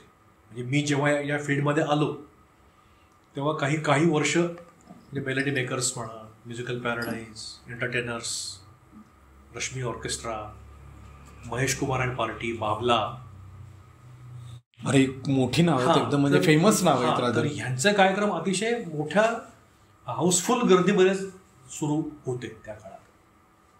पण दुर्दैवाने काही वर्ष गेल्यानंतर ज्या पद्धतीमध्ये जेव्हा इथे दूरदर्शन आणि या गोष्टी खाजगी वाहिन्या सुरू झाल्या, नंतर रियालिटी शो सुरू झाले, तर त्या कालखंडामध्ये वाद्यवृंद विश्वाचं जे काही एक गणित होतं आर्थिक, ते सगळं कोसळलं. हे लोकांनी कार्यक्रमांना येणंच बंद केलं किंवा आपण ते कमी झालं असं कमी झालं. कारण मनोरंजन क्षेत्रामध्ये टीव्हीज आणि टीव्हीचा जो काही होता स्टेक तो इतका प्रचंड झाला की लोकांना घर बसल्या अतिशय वैविध्यपूर्ण दर्जेदार मनोरंजन हे मिळालं. त्याच्यानंतर हा सगळा झालेला परिणाम. माझ्या बाबतीत विचार करायचा गेला तर मी एकट्याच्याच बळावर हे सगळं इतकी वर्ष खेचलं. Self made man. म्हणजे मला कुठलाही एक फायनान्शियल बॅकिंग म्हणतो आपण, आर्थिक बॅकिंग असतं, ते कधीच नव्हतं फ्रॉम डे वन. मी जे काही केलं ते माझ्या एकट्याच्या हिकमतीवर, एकट्याच्या हिमतीवर हे सगळं केलं. अनेक वर्ष हे लॉसेस व्हायचेच. म्हणजे आपण जेव्हा एखादा कार्यक्रम करतो तेव्हा त्यातनं आर्थिक कधीच निष्पन्न व्हायचं नाही. मग ते जो काही झालेला तोटा आहे तो इतर प्रायव्हेट कार्यक्रमातनं तो भरून काढायचा. ते फिटलं की पुन्हा एकदा नवीन कार्यक्रम करायचा. हेच मी करत राहिलो. पण नंतर बॉक्स ऑफिस म्हणतो आपण त्याला, बुकिंग कलेक्शन असतं, तिकीट बारी, ते अतिशय रोडावलं. आणि मग आपण म्हणतो की ही माझी प्रोडक्शन कॉस्ट आहे, त्यातनं मला काय मिळालं. तर हे प्रमाण जेव्हा अतिशय विषम परिस्थितीत जाऊन पोहोचलं तेव्हा ते कॅटर करणं किंवा ते त्याचं कॅरी करणं हे आवाक्याबाहेर होऊन बसलं. म्हणजे मला एकट्याला, कारण मला कुठलंच कशाचं बॅकिंग कधीच नव्हतं. मी एकट्याच्या जीवावर काय करणार. म्हणजे मी जे काही मी कमवणार त्याच्यामधूनच मी माझं घर चालवणार, त्याच्यामधूनच मी माझ्या इतर सगळ्या सेव्हिंग्स करणार, त्याच्यामध्येच मी ते कार्यक्रम पण करणार. तर दिवसेंदिवस डे बाय डे, वर्ष बाय वर्ष ते अतिशय आवाक्या बाहेर झालं. म्हणजे 2009 साली मी शेवटचा अतिशय मोठा कार्यक्रम हम मेरा ही प्यार केचा केला, ज्याला मनोहरी सिंग यांना मी बोलावलं होतं. आणि तो एक अतिशय मोठा भव्य कार्यक्रम 16 पीस ऑर्केस्ट्राचा मी केला. आणि त्याच्यानंतर मी असा निर्णय घेतला की आता हे थांबवावं, कारण शेवटी आपल्याला आपली व्यक्तिगत कौटुंबिक जबाबदारी, तर ह्याच्यावर निखरा ठेवून ते करण्यात काहीच असेल नव्हतं. कारण ह्याच्यात फॅमिली सपोर्ट पण खूप महत्वाचा आहे. तेवढा सामंजस्य हे तुम्हाला ठेवावंच लागतं. तुमच्या फॅमिलीने जरी तुम्हाला सपोर्ट केला तरी एक कलाकार म्हणून तुम्हाला थोडं भानावर राहणं अतिशय आवश्यक आहे की अरे काय करतोय, म्हणजे आपल्याला ही जबाबदारी पण आहे. आणि दिवसेंदिवस इथलं खर्चाचं प्रमाण हे आणि तोटा हा वाढत चाललेला होता आणि ते शक्य नव्हतं करणं. तर 2009ला मी तो कार्यक्रम करून मी थांबवला. निर्णय घेतला की आता वाद्यवृंद बंद. म्हणजे आता स्वतः म्हणतो ना की आपण इन्व्हेस्टमेंट करून एखादा शो लावणं, निर्मिती करणं हे आपण थांबावं. मग काही काळ मी ते थांबवलं आणि जे काही कॉन्ट्रॅक्टचे कार्यक्रम होते ते मी करत राहिलो. ते सगळं आर्थिक जो नुकसान होतं ते सगळं भरून काढलं मी आणि थांबलो. 2-3 वर्ष मी कुठलाही कार्यक्रम थिएटरला सादर केला नाही.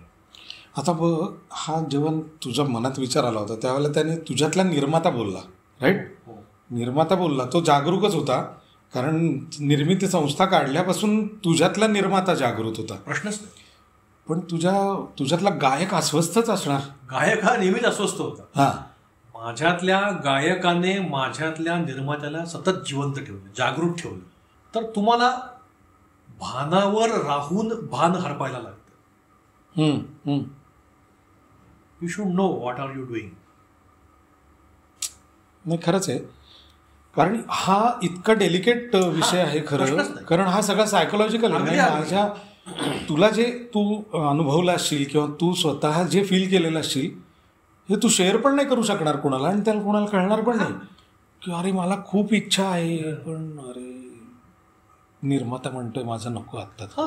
पण मग मी अशा वेळेस मी अतिशय शांतपणे थांबून, म्हणजे आपण म्हणतो ना की थोडंसं मागं येऊन एक परत मोठी मारायचा असतो, तसं मी केलेलं आहे. मी थांबलोय. एखादी संकल्पना मला करायची तर पण त्याची योग्य वेळ येण्यासाठी मी थांबलेलो पण आहे. तसं मी नेहमीच करत राहिलो. पण या गोष्टी याचं भान प्रत्येक कलावंताने ठेवायला पाहिजे. ट्रॅकवर कार्यक्रम सुरू झाला बरोबर. त्याच्यानंतर शेखर मला आठवतंय की तू अशा पद्धतीचा विचार करायला लागलास की हे ट्रॅकवरचे कार्यक्रम मला पुरेसे नाही वाटत, मग मला त्याच्यात काहीतरी बदल करायला पाहिजे की जेणेकरून माझा परत युनिकनेस दिसेल. बरोबर. आपल्या संस्थेच्या युनिकनेसबद्दल आग्रही असणारा तू तिथे युनिक राहिलास, त्याच्याबद्दल सांग. बरोबर. 2012ला मी फर्स्ट माझा ट्रॅकचा कार्यक्रम सादर केला. आता ट्रॅकवर सादर करताना सुद्धा त्याच्यामध्ये मी एक वेगळेपण त्याला जोडलं. ट्रॅक ही आधुनिक काळाला सामोरं जाणं होतं, बदलत्या काळाला सामोरं जाणं होतं. माझ्या दृष्टीने जमाना बदलतोय, नवीन तंत्र येतंय, ट्रॅकचं आगमन झालेलं आहे, अनेक माध्यमातून ते तुम्हाला खुणावतंय. तर कॉस्ट इफेक्टिव्ह हा मुद्दा माझ्याकडे डोक्यात होताच की आता वाद्यवृंदाचा कार्यक्रम सादर करणं हे आता आपल्या आवाक्याच्या बाहेर गेलेलं आहे. पण आपल्याला विकेटवर तर राहायचं आहे, विकेट सोडायची नाही आहे आपल्याला. या फील्डमध्ये राहायचंच आहे तुम्हाला, कारण तुम्ही एकदा का यातनं फेकला गेलात की तुम्ही विस्मृतीत जाणार. त्यामुळे जेव्हा मी असा निर्णय घेतला की आता आपण ट्रॅकच्या माध्यमाला आपण जवळ करूया, पण मग ते करताना परत वेगळेपण पाहिजे. मग मी त्याला जोड दिली व्हिज्युअलची. नुसता ऑडिओ कार्यक्रम नाही करायचा, तर व्हिज्युअल करायचा, म्हणजे ऑडिओ व्हिज्युअल करायचा. आणि मग तो निर्णय मी घेतल्यानंतर त्याच्यावर मी मेहनत घेतली. त्याच्या जमीलने मला खूप मदत केली. जमील शेख जो आहे आपला व्हिडिओ एडिटर, जो जमील आधी बतावणी करायचा माझ्याकडे. अच्छा, जमील आपल्याच संस्थेत होता. जमील म्हणजे प्रसाद आणि सिद्धेश्वर जाडबुके हे जेव्हा मुंबईला शिफ्ट झाले तर त्यांच्या जाण्यानंतर मग त्यांच्या जागा आनंद जोशी आणि जमील शेख यांनी घेतले. अच्छा, बतावण्या करायचा. हा. तर जमील हा अतिशय उत्तम अभिनेता आहे. अरे ये मालूम नाही तयार. येस, तो हरफन मौला आहे. तर अवंतिका या सिरियलचे 700 एपिसोड जमील एडिट केलेले आहेत. He is a great editor. वा वा वा. तर मग जमीलला मदतीला घेऊन मी ऑडिओ व्हिज्युअल असा कार्यक्रम डिझाईन केला आणि तो पहिला शो मी पुन्हा एकदा या ठिकाणी देवसाहेबांना डेडिकेट केला. अच्छा, म्हणजे ऑडिओ व्हिज्युअल आल्यानंतर सुद्धा पहिला देवसाहेबांना 2000 साली, म्हणजे मी एक अख्खं दशक जे आहे 1990 ते 2000 मी फक्त मराठी गाण्यांचे कार्यक्रम केले, ऑथेंटिक मराठी गाण्यांचे कार्यक्रम केले. 2000 साली मी हिंदीमध्ये शिफ्ट झालो. म्हणजे मराठी मी करत होतोच, पण हिंदीमध्ये शिफ्ट झालो 2000 साली.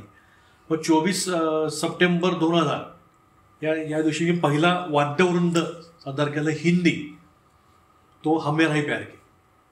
तिथं देवसाहेबांच्या गाण्यांचा कार्यक्रम सादर केला. त्याच्यानंतर मग मी विविध हिंदी शोज मी 7 रंग के सपने, ए वतन तेरे लिए असती, असे विविध शोज मी हिंदी सादर केले. आणि मग इथे 2012ला जेव्हा मी ऑडिओ व्हिज्युअल, तर मी पहिला शो देवसाहेबांचा, कारण नुकतेच 2011च्या डिसेंबरमध्ये देवसाहेब हे या जगातनं गेलेले होते. तर त्यांना ट्रिब्यूट म्हणून मग मी तो कार्यक्रम सादर केला, हमें राही प्यार के, audio visual with musical tracks.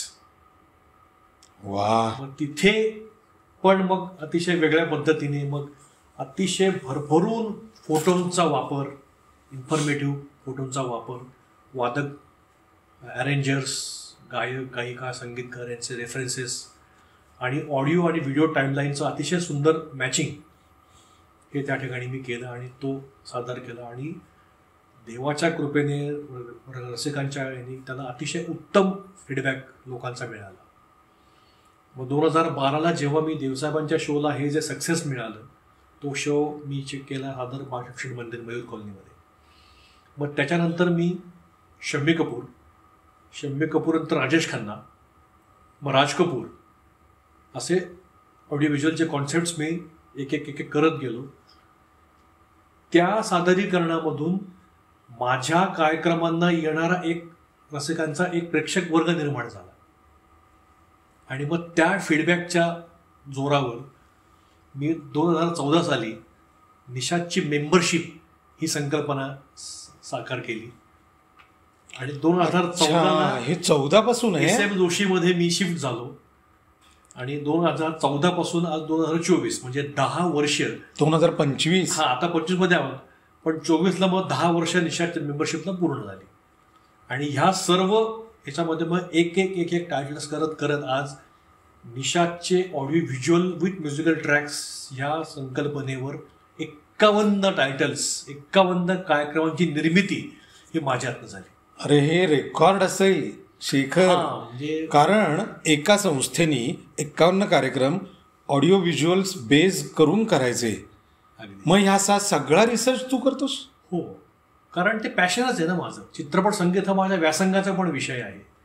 त्यामुळं मग त्या माध्यमातून त्या कॉन्सेप्ट्स माझ्या मनामध्ये येत गेल्या. मग काही वेळेस संगीतकार, काही वेळेस गायक, काही वेळेस नायक, असे फोकस करून कार्यक्रम. आणि त्याच्यामध्ये परत मी मराठीला विसरलो नाही इथे सुद्धा. म्हणजे मराठी गाण्यांचे शो सुद्धा मी ऑडिओ व्हिज्युअलमध्ये कन्वर्ट केले. म्हणजे मंत्रला चित्रपटात ब्लॅक अँड व्हाईट एरा, त्याचाच कलर एरा, मग शांता शेळके, सुधीर मोघे, सुधीर फडके, गुजरात मंगेशकर, जगदीश खेमुडकर आणि आता अनिल अरुण, हे मराठी विषय सुद्धा मी त्या ठिकाणी हाताळलेले आहेत. आणि असं करत करत मला मी सांगू शकत नाही किंवा मला मी असं दावा नाही करत, पण हे सर्व कार्यक्रम निर्मिती करून एकट्याने सादरीकरण मी केलेलं आहे. म्हणजे याच्यामध्ये दुसरा कुठलाही मेल सिंगर याच्यामध्ये नाही. हा एक मुद्दा आणखी महत्वाचा वाटतो मला, की तू एका गायकाशी संबंधित किंवा एका गायकाशीच निगडीत गाणी गायलेली नाही दिसत आहेत. कारण ही जी नावं सांगितलीस किंवा हे जे टायटल्स सांगतोस तू, ह्याच्यात विविध गायक गात आहेत. अगदी. म्हणजे तू रफी साहेब गायलायस, तू किशोर कुमार गायलायस, तू रिसेंटली मन्ना दा गायलायस, त्याच्यानंतर तू हेमंत कुमार गायलायस, किशोर कुमार, सगळे तू कोण ठेवलंयस? खरं म्हणजे तुझी स्वतःची सुद्धा गाणी शेखर तू गायलायस. मला माहिती आहेत म्हणून सांगतो की तू रेकॉर्डिंग्स पण तुझी स्वतःची, की ज्याला आपण मेड बाय किंवा संग बाय चंद्रशेखर महामुनी अशी तुझी स्वतंत्र सुद्धा गाणी आहेत, म्हणजे ती पण गायलायस. ह्या सगळ्याचा विचार असा लक्षात आल्यानंतर मग असं वाटतं की काय राहिलं होतं की तू गीत रामायणाला टच केलंस. आता हे थोडंसं मी शब्दामध्ये मला मांडता येत नाहीये, पण ही एक विधिलिखित किंवा नियतीचीच करामत असावी असं मला वाटतं. माझ्या वयाच्या 51 वर्षापर्यंत मी गीत रामायण ऐकलं पण नव्हतं. विश्वास नाही बसणार इतकी वर्ष मी याच्यामध्ये आहे, पण 51 वर्ष मी गीत रामायण ऐकलेलं पण नव्हतं. पण सम ऑफ म्हणजे काही काही गाणी कानावर पडल्यामुळे ऐकणं वेगळं. पण ते गीत रामायण हा एक अतिशय अवघड असा मोठा प्रकार आहे. शिवधनुष्य आपल्याला कधी जमणारच नाही, त्याच्या वाटेने न गेलेलंच बरं, हीच भावना माझ्या मनामध्ये होती. पण साधारण 22 सालच्या आसपास कुठेतरी मला आतून वाटायला लागलं की हे करायला पाहिजे, हे करायला पाहिजे, हे करायला पाहिजे. एकदा दोनदा मी प्रयत्न केला, काही 2-3 गाणी लिहिली पण होती, पण परत मी ते राहून गेलं की नाही आपल्याला जमणार आहे, आपल्याला नाही होणार आहे. परत ते ठेवून दिलं मी. पण परत काही दिवसानंतर मला परत असं जाणवलं लागलं की आपण गीत रामायण करायला पाहिजे. आणि हा स्वतःशीच झालेला संवाद होता. आणि एका क्षणी मी ठरवलं की आता करायचं गीत रामायण. आणि असं ठरवल्यानंतर मग मी त्याच्यासाठी कामाला लागलो.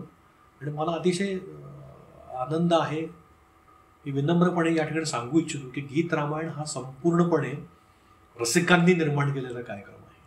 हा क्राऊड फंडिंगने झालेला शो आहे. काय सांगतोस? होय. मी माझ्या निशाच्या एका कार्यक्रमामध्ये मी असं मध्यंतरानंतर घोषणा केली की आता गीत रामायणची निर्मिती आपण हातात घेतलेली आहे. गीत रामायण याचे कुठेही ट्रॅक्स उपलब्ध नाहीत. गीत रामायण हा कार्यक्रम ट्रॅकवर सादर करतो. तेव्हा मी तसाच निर्णय घेतला की करायचा तर मग ट्रॅकवरच करायचा, सादर करायचा. ट्रॅक्स कुठेही उपलब्ध नाहीत. ट्रॅक उपलब्ध नाहीत, आत्ताही नाहीयेत. हो, टिल डेट नाहीयेत. तर मी हे निशाच्या शोमध्ये बोलल्यानंतर माझ्या सर्व सभासदांनी मला अतिशय मोठा भरघोस आर्थिक पाठिंबा, तुझ्या आवाहनाला एक जो प्रतिसाद मिळाला त्याच्या बळावर तू त्या जोरावर शिवधनुष्य पेलू शकलो. माझ्या सर्व निशाच्या सभासदांनी मला अतिशय मोठा सपोर्ट केला आणि तो आर्थिक निधी उभा राहिला. आणि मग मी बाकायदा त्याच्यामध्ये मिलिंद गुणे ह्या आपल्या संगीतकार मित्राचं अतिशय मोठं योगदान आहे. त्याने इतक्या प्रेमाने, इतक्या आत्मीयतेने मिलिंदाने हे सगळे संगीत संयोजन करून हे ट्रॅक्स त्यांनी निर्माण केले. खूप मोठं काम आहे. अजय अत्रेच्या पंचम स्टुडिओमध्ये हे सगळं ध्वनिमुद्रण त्याचं पार पडलं. अजयने सुद्धा अतिशय मोठा मला सपोर्ट केला. अजयचा खूप मोठा सपोर्ट केला. आणि मग सर्व आपले जे कलावंत आहेत त्या सर्वांनी अतिशय प्रेमाने वाजवलं त्याच्यामध्ये. आणि मूळ गाण्यामध्ये जे आहे तेच आपण आहे तसं प्रोड्यूस केलं स्टुडिओमध्ये. व्हायलिन्स असतील, फ्लूट असेल, सगळा रिदम सेक्शन असेल. गिरीशनी, माझ्या भावाने, अतिशय अप्रतिम तबला या अख्ख्या याच्यामध्ये वाजवला. केदारनी बाकी सगळे रिदम सेक्शन अख्खा सांभाळला. केदार मोरेनी, निलेश देशपांडेंनी फ्लूट वाजवली, प्रसाद गोंदकरनी साजार वाजवली, घोडं सेक्शन आहे. तर इतकं सुंदर ते सगळे ट्रॅक निर्माण झाले. आणि मग त्याला निलेशनी अतिशय अप्रतिम असं व्हिज्युअल हे रामानेच करून घेतलं असतं. आम्ही सगळेजण मानतो की ही निर्मिती रामाच्या इच्छेनेच झालेली आहे आणि रामाच्या दृढ विश्वास आहे. माझी पात्रता नाही. गीत नाहीतर मी गीत रामायण फक्त ऐकून कसं बसवलं असतं. फक्त गाणी ऐकली, ती कंटिन्यू ऐकली मी, आणि त्या ऐकून मी गीत रामायणाची गाणी सगळी सेट केलेली आहे. हे रामकृपेशिवाय केवळ अशक्य आहे. श्रीराम त्यांची इच्छा आहे. त्यांची इच्छा झाली तेव्हाच मी वयाच्या 52व्या वर्षी मी गीत रामायण रंगमंच सादर केलं.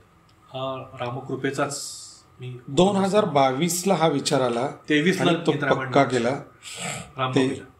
23ला रामनवमीला हा कार्यक्रम पहिला शुभारंभ सादर केला गेला. रामनवमीला आणखी एक या सगळ्या प्रवासातला किंवा विचार प्रवाहाच्या काळातला एक महत्त्वाचा टप्पा आहे की त्याच काळात राम जन्मभूमी, बरोबर, त्यावेळेस ते सगळं चालूच होतं. बरोबर, तोच काळ आहे. म्हणजे बघ, हे सगळं नियोजित कसं असावं, अक्षरशः थरार येतो अक्षरशः.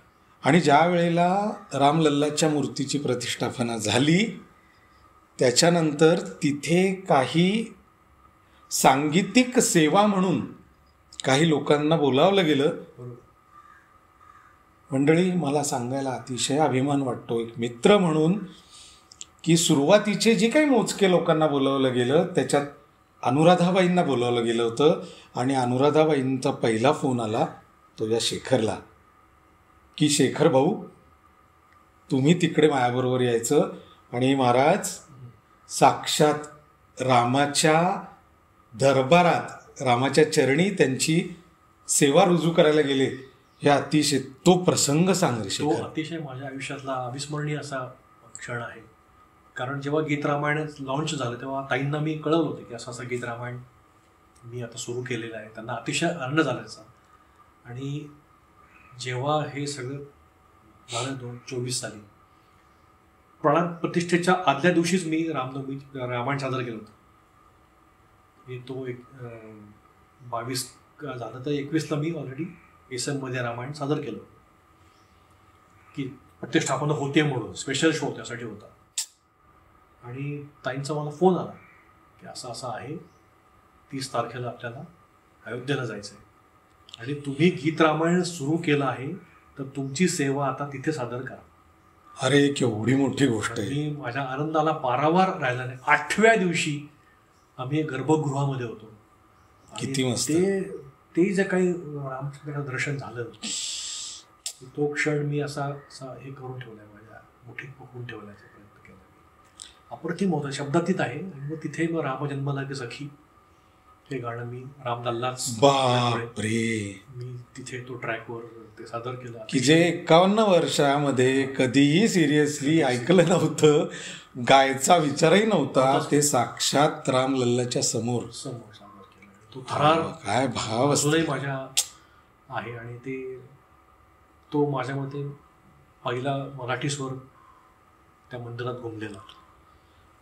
मला तेच सांगायचं आहे की माझ्या माहितीप्रमाणे तू पहिला पुण्यातला, माझ्या मते पहिला कलावंत असशील की जो इतक्या कमी कालावधीत पहिल्यांदा तिथे गेला आणि सादर केलं. रामाची कृपा आहे, बाकी काय. जरा ते गुणगुण ना, राम जन्मला ग सखे त्याची. कारण मला इतका आनंददायी हा मुद्दा आहे की जसं मी तुला आग्रह केला होता मैं जिंदगी का साथ निभाता चला गया, त्यातलाच हा टप्पा आहे. मैं जिंदगी का साथ निभाता चला गया, ही जिंदगीची साथ आहे की त्याने रामलल्लाच्या पुढे कार्यक्रम सादर केला. ते जे गाणं आहे त्याचा आपण त्याला आग्रह करूयात. चैत्रमास त्यात शुद्ध नवमी तिथी, गंधयुक्त तरीही वात उष्ण हे किती, 2 प्रहरी कागशिरी सूर्य थांबला,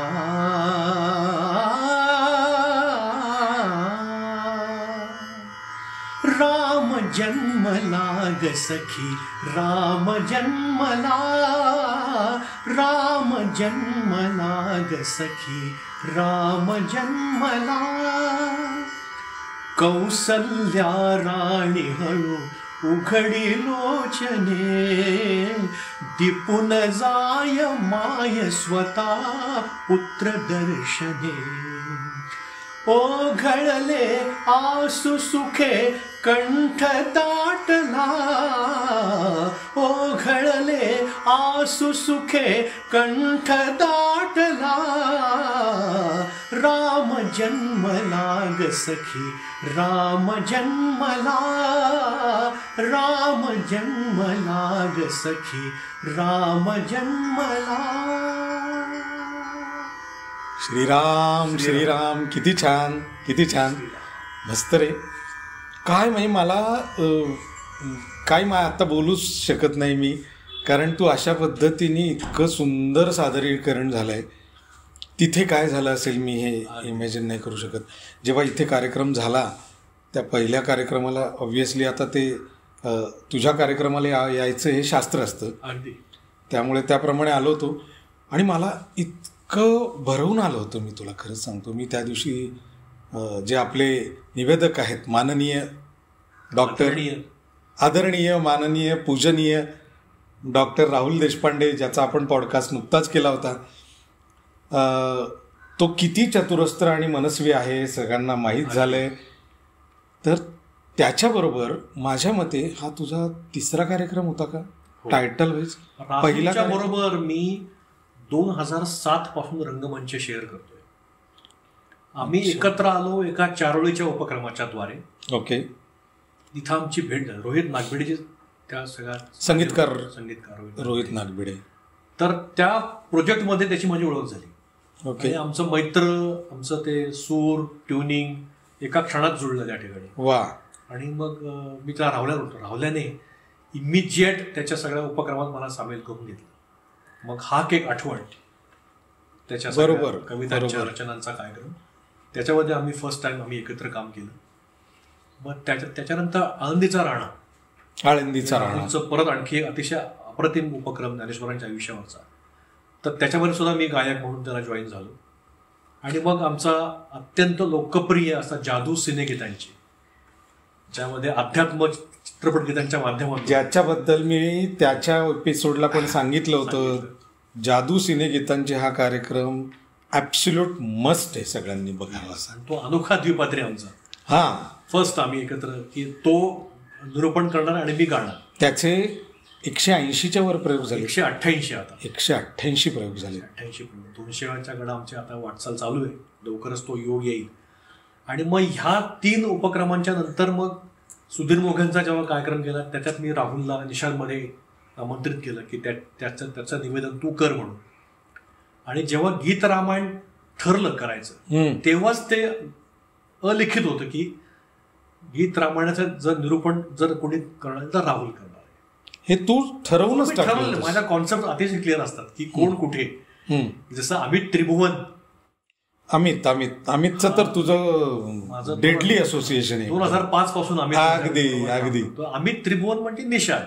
म्हणजे माझ्या निषादची संकल्पना मी ठरवायची आणि माझ्या संकल्पनेमधले माझ्या सगळ्या कॉन्सेप्ट अमितने अतिशय सुंदररित्या रंगमंचावर साकार करायचं हे ठरलेलं आहे. अगदी म्हणजे अमित मराठी गाण्यांच्या कार्यक्रमामध्ये अभय गोखले, नंतर काही विशिष्ट कॉन्सेप्टसाठी मानसी अरकडी आणि माझ्या रेग्युलर जे काही माझे शोज असतात त्यासाठी प्राजक्ता जोगळेकर श्रावणे, ही अशी माझी निवेदकांची फौज आहे. तर ह्यांच्या आणि मग जेव्हा गीत रामायण तिथं राहुल हे ठरलेलंच होतं. कारण राहुलचा गीत रामायणाचा जेवढा त्याचा एक त्याला आत्मीयता आहे, त्याचा अभ्यास आहे, चिंतन आहे त्याचं, तर दुसरं कोणी माझ्या डोळ्यासमोर नव्हतं. आणि मग राहुलच्या साथीनं रंगमंचावर 23 साली रामनवमीला गीत रामायण साकार झालं. आणि रेस्ट इज द हिस्ट्री. आत्तापर्यंत आम्ही गीत रामायणाचे 8 प्रयोग आम्ही आत्तापर्यंत सादर केलेले आहेत. येत्याही रामनवमीला 6 एप्रिलला गीत रामायण टिळक स्मारक मंदिरमध्ये भव्य रूपामध्ये हे अरेंज आता झालेलं आहे. तर तोही परत आमचा कार्यक्रम होईलच, विशेष नाही. वा. आता बघ, हा सगळा प्रवास करताना तुला अनेक लोकांचा पण छान आशीर्वाद मिळाला, संपर्क मिळाला. कारण या लोकांचा आशीर्वाद हा आपल्याला खूप बळ देऊन जातो रे. म्हणजे मला माहिती असलेले राम कदम, रामभाऊंना तुला प्रत्यक्ष बघायला भेटायला नाही, त्यांचा सहवास तुला मिळाला, आशीर्वाद मिळाला. राम कदम हे खूप मोठं नाव आहे मराठीतलं. 1997 ते दादा जाईपर्यंत 7 वर्ष त्यांचा सहवास मला लाभला. 91 हल्ली जन्मठेप या सिनेमामध्ये मी कोरस गाईल आणि दादांच्या बरोबर साधारण 12 ते 13 कार्यक्रम त्यांच्या संगीत रजनीमध्ये, राम कदम संगीत रजनीमध्ये मी गायक म्हणून अरे किती भाग्य लाभलेलं आहे. त्यांच्या शेजारी बसून आले ठुमकत नार लचकत मान मोरडत हिरव्या राणी हे मी गायलेलं आहे त्यांच्या शेजारी बसून. हे भाग्य मला लाभलं. आणि त्याच्यामुळे लोकसंगीत, त्याचा बाज, लोकसंगीत कसं गायचं हे मला त्यांच्याकडं राहून शिकायला मिळालं. आणि त्याच प्रेरणेमधून पिंजरा टिएटरची निर्मिती झाली. ते आपला मगाशी. तर तो अतिशय माझ्या आयुष्यातला एक अतिशय मोठा टप्पा मी समजतो. रामभाऊंचा सहवास, त्यांचं मार्गदर्शन हे फार मला मिळालं. गान सरस्वती, भारतरत्न लता मंगेशकर, त्यांच्या बरोबर सुद्धा मला सादरीकरण करता आलं. हो. 700वा संजीवन समाधी सोहळा जेव्हा होता आळंदीला, हो, त्यावेळेस दीदी समोर उपस्थित होत्या. बापरे. आणि आम्ही त्या कार्यक्रमामध्ये कोरसला होतो. तरी काय पंडितजींचं तर त्यावेळेस पसायदारांसाठी दिदी अशा खालून वरती आलेल्या. बापरे. ती त्यांच्या एक्झॅक्ट मागेच बसलेलं होतं. तर तो दैवी स्वर मला असा इतका काही अंतरावर मला ऐकायला मिळाला. त्याच्यानंतर विवेक परांजपेंच्या मुळं मंगेशकर परिवाराशी माझी ओळख झाली. हे संपूर्ण क्रेडिट विवेकचं आहे. विवेक परांजपे. विवेक मला तिकडे घेऊन गेला आणि मग दीदींच्या कार्यक्रमाची रिहर्सल मला प्रभुकुंजाला ऐकायला मिळाली. साक्षात देवाचं घर. साक्षात देवाच्या घरात. साक्षात देवाचं घर. 2.5 ते 3 तास दीदींचा आवाज मी ऑफ माईक ऐकलेला आहे. तो विशिष्ट पिकोलो व्हॉइस त्यांचा तो मी ऐकलेला आहे. प्रभुकुंजमध्ये मला जायला मिळालं 3 ते 4 वेळा. जैत्रजेतच्या निमित्ताने बाळासाहेबांचा सहवास लाभला. जैत्रजेतला प्रमुख पाहुणे म्हणून पंडितजी आलेले होते. अरे वा. जेव्हा यशवंत दत्त निवेदन केलेलं होतं तेव्हा पंडितजी प्रमुख पाहुणे होते. मग उषा त्यांच्याबरोबर कार्यक्रम संधी मिळाली. विवेकच्यामुळेच आशा भोसलेंच्या बरोबर सुद्धा मी काय सादर करू शकलो मुंबईला. हो हो, त्यानिमित्ताने पंचमदांच्या फ्लॅटवर पण मला जायला मिळालं. हो, या अक्षरशः राहिलं हे सुवर्ण क्षण आहेत आयुष्यात. हो, गुलजारचा सहवास लाभला. गुलजार साहेबांचा, गुलजार साहेब, जगदीश खेमुडकर, मोठी माणसं आयुष्यात, सुरेश वाडकर, मोहम्मद अजीज, जॉली मुखर्जी, सुदेश भोसले, या सर्व कलावंतांना जवळून पाहण्याची, त्यांच्याबरोबर काम करायची संधी मला माझ्या सांगीतिक आयुष्यामध्ये मिळाली. हे मी ईश्वराचं वरदानच समजतो. आणि ओव्हरऑल अनुराधाताई तर आहेच आयुष्यामध्ये, इतकी वर्ष आहे. तर मंगेशकर परिवार, अनुराधा पौडवाल, ही सर्व मान्यवर कलावंत, एखाद्या कलावंताला अजून याच्यापेक्षा काय पाहिजे असतं, काय पाहिजे, काय हवं असतं त्याला? दिदी साक्षात भेटणं, काय पाहिजे अजून? बस प्रभू कुंजला जाणं, देवाच्या घरात. दिदींच्या सहस्त्रचंद्र दर्शन सोहळ्यामध्ये षण्मुखानंदला कार्यक्रम होता त्यांच्या त्या वाढदिवसानिमित्त, 81 वाढदिवसानिमित्त. आणि प्रयोग होता शिवकल्याण राजा, साक्षात बाबासाहेब पुरंदरे निवेदनाला. समोर सगळे उषातांच्या सकट सगळे मोठे मान्यवर, विंगेमध्ये साक्षात लता दिदी खुर्ची टाकून बसलेल्या. बापरे. आणि त्यांच्या समोर, दिदींच्या समोर, हे हिंदू नृत्य प्रभू शिवाजी राजा मी गायलो. अरे काय पाहिजे आयुष्यातली भीतीची सर्वोच्च पातळी तेव्हा मी पार केली माझ्या आयुष्यामध्ये. क्रॉस साक्षात दिदींच्या फिअर मी तेव्हा क्रॉस केलं. त्या समोर बसलेले असताना तुम्ही त्यांच्या समोर त्यांचं गाणं, ते सुद्धा असं गाणं तुम्ही गायचं म्हणजे तुमच्या धैर्याची परिसीमाच म्हणायला पाहिजे. पण मी ती देवाच्या दयेने मी ती पण पार केलेली आहे. आता याच्यापेक्षा आयुष्यात अजून कुठले क्षण? बस ही पूर्तता असते सगळ्या आपल्या आयुष्याची. मग तुला ना आता पुनर्जन्मावर किती विश्वास आहे मला माहीत नाही, पण तुला जर देवाने विचारलं की तुला बाळा पुनर्जन्म कुठला हवा आहे, तर तुला गायकच व्हायला आवडेल? कारण हे जे सगळे लाभ आहेत ते हे गायक झाल्यामुळे मिळाले. मी एक प्रखर हिंदू आहे आणि हिंदू असल्याचा मला पूर्ण अभिमान आहे. आणि हिंदू धर्मामध्ये पुनर्जन्माचं महत्त्व आहे की ते सांगितलं आणि माझा त्याच्यावर पूर्ण विश्वास आहे. त्यामुळे जर मला पुनर्जन्म मिळाला तो मला गायक कलावंताचाच मिळावा अशीच माझी देवाकडे प्रार्थना. अगदी कारण कलावंताचा जन्म हे ईश्वरी देणं असतं. जसं मी सुरुवातीला म्हणालो तसं गाता येणं, कलावंत ईश्वराच्या आशीर्वादानेच येतो. तो जन्माला येतानाच तो कला घेऊन येतो. अगदी बरोबर. आपण आपल्या मेहनतीने आणि त्याला त्याचं हे करायचं असतं, त्याला पैलू पाडायचे असतात त्या साधनेने. बरोबर. कलावंतच मला व्हायला नक्कीच आवडेल. कारण हे कलावंताचं आयुष्य हे दैवी असतं आणि परमेश्वराशी जवळीक साधण्याचा किंवा त्याच्या जवळ जाण्याचा सर्वात जवळचा मार्ग म्हणजे आर्टिस्ट आहे असं मला वाटतं, मी समजतो. समाधी अवस्था, स्वतःला विसरणं हे रंगमंचावरच होतं. त्या कलावंतालाच त्याच्या नशिबात ते असतं. त्यामुळे मी नेहमीच असंच म्हणेन की जन्म जर हवा असेल तर तो पुन्हा कलावंतालाच मिळावा. वा. अगदी. त्यामुळे ही जी काही माझ्या 35 वर्षांची जो काय माझा कला प्रवास आहे तो अतिशय आनंदाने मी तो व्यतीत केला. कधीही ईश्वराकडे माझी कधी तक्रार नव्हती की तुम्हाला हे दिलं नाहीस, तुम्हाला ते दिलं नाहीस. Never. You are in the same zone की माझ्या तक्रार नाही. माझ्या म्युझिकने, माझ्या संगीताने मला सर्व काही दिलं. अपरंपार कला निर्मितीचा आनंद मला मिळाला जो मी भरपूर घेतला. आणि हेच तर माझं पॅशन होतं, मला हेच तर करायचं होतं. त्यामुळे माझी कधीच तक्रार ईश्वराकडे कधीच नव्हती की तू मला हे नाही दिलं. तू अरे ज्या आयुष्यात तुम्हाला अशा पद्धतीची माणसं तुम्हाला भेटतात हे तुम्हाला कुठल्या प्रोफेशनमध्ये तुम्हाला हे असं सुख मिळणार आहे.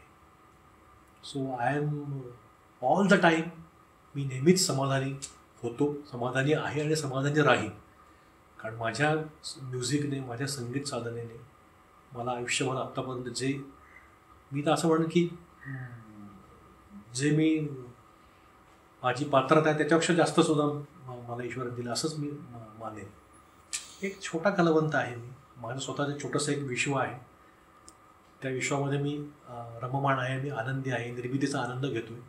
म्हणजे माझी ईश्वराकडे हीच प्रार्थना नेहमी असेल की जे वरदान तुम्हाला आत्तापर्यंत दिलंस तसंच ते आत्तापर्यंत तसंच ठेव, की तसा सूर तो कंठामध्ये असू देत, की त्या कंठातून ती साधना आणि ते रसिकांची सेवा मला करता येईल.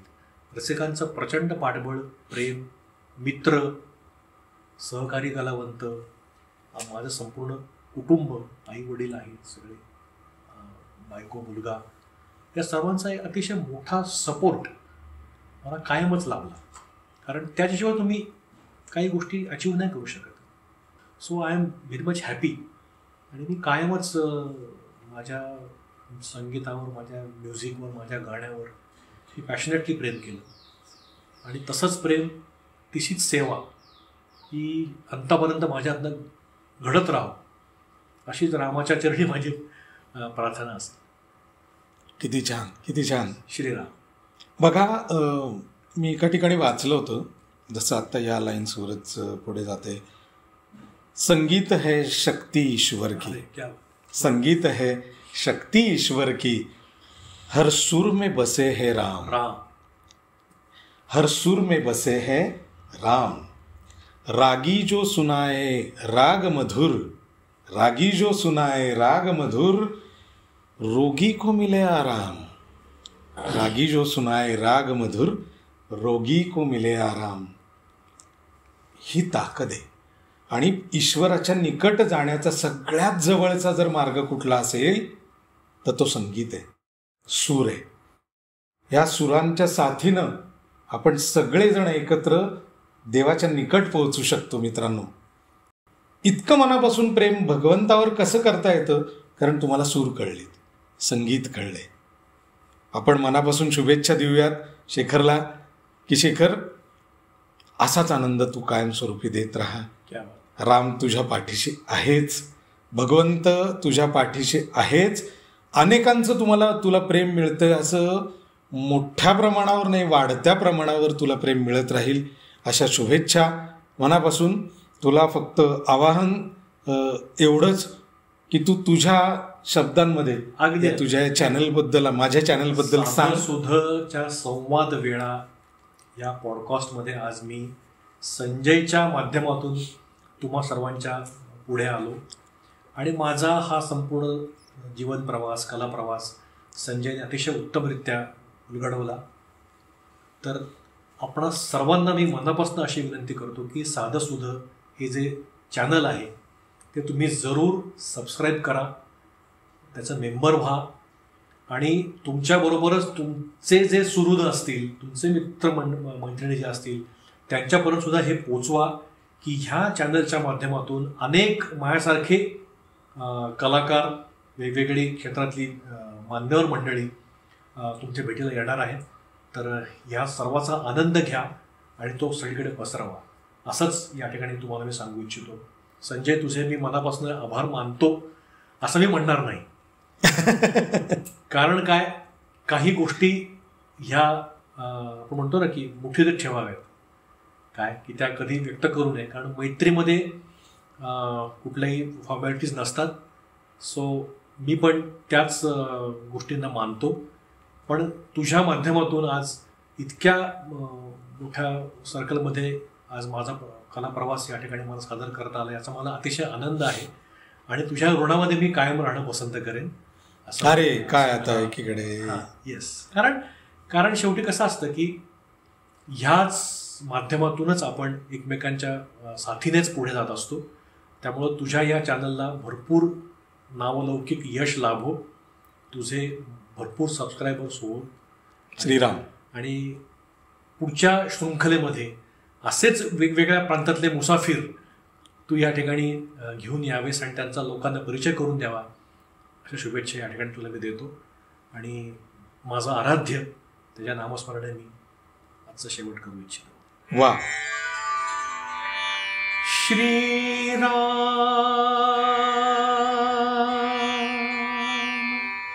श्रीराम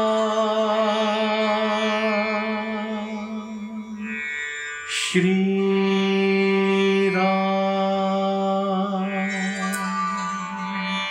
श्रीराम श्रीराम